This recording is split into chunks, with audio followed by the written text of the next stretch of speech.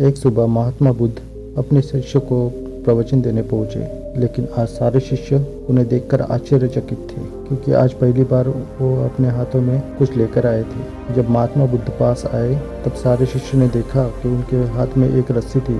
भगवान बुद्ध ने आसन ग्रहण किया और बिना कुछ कहे रस्सी में गांठ लगाने लगे। वहां उपस्थित सारे शिष्य यह सोच रहे थे कि आज बुद्ध इस रस्सी के माध्यम से क्या समझाना चाह रहे हैं और आगे क्या करेंगे। तब बुद्ध ने सारे शिष्यों को एक प्रश्न किया। उन्होंने कहा, मैंने इस रस्सी में 3 गांठें लगा दी है।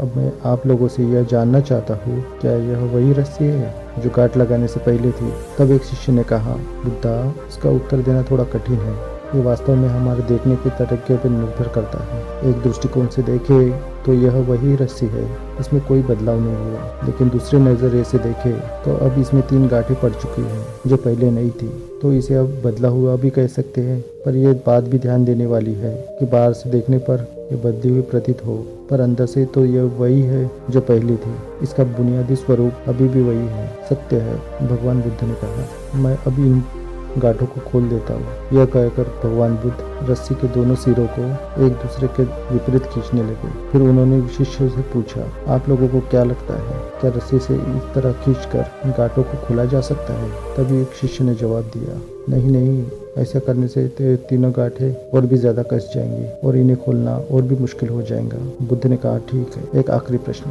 बताओ, इन गांठों को खोलने के लिए हमें क्या करना पड़ेगा? शिष्य बोला, पहले तो हमें इन गांठों को ध्यान से देखना होगा ताकि हम यह जान सके कि इन्हें कैसे लगाया गया है और हमें इसे खोलने का प्रयास कर सकते हैं। मैं यही तो सुनना चाहता था, बुद्ध ने मुस्कुराते हुए कहा। मुख्य प्रश्न तो यही है, जिस समस्या में तुम फंसे हो उसका कारण क्या है? बिना कारण जाने समस्या का पूर्व समाधान असंभव है। मैं देखता हूँ कि अधिकतर लोग बिना कारण जाने ही निवारण करना चाहते हैं कि कोई मुझसे यह नहीं पूछता, मुझे क्रोध क्यों आता है। लोग पूछते हैं कि मैं अपने क्रोध का अंत कैसे करूँ। कोई यह प्रश्न नहीं करता कि मेरे अंदर अहंकार आया कहाँ से। लोग हमेशा यही प्रश्न पूछते हैं कि मैं अपने अहंकार घमंड को खत्म कैसे करूँ। तो प्रिय शिष्यों, जिस तरह रस्सी में गांठ लग जाने पर उसका बुनियादी स्वरूप नहीं बदलता, उसी तरह मनुष्य में भी कुछ कमियां आ जाने से उसकी अच्छाई का बीज कभी खत्म नहीं होता। जैसे हम गांठ लगने का तरीका पता चलने के बाद रस्सी के गांठों को खोल सकते हैं, उसी तरह समस्या का कारण पता चल जाने पर समस्या का हल कर सकते हैं। मेरे प्रिय शिष्यों, मैं यही चाहता हूँ कि तुम इस बात को समझो,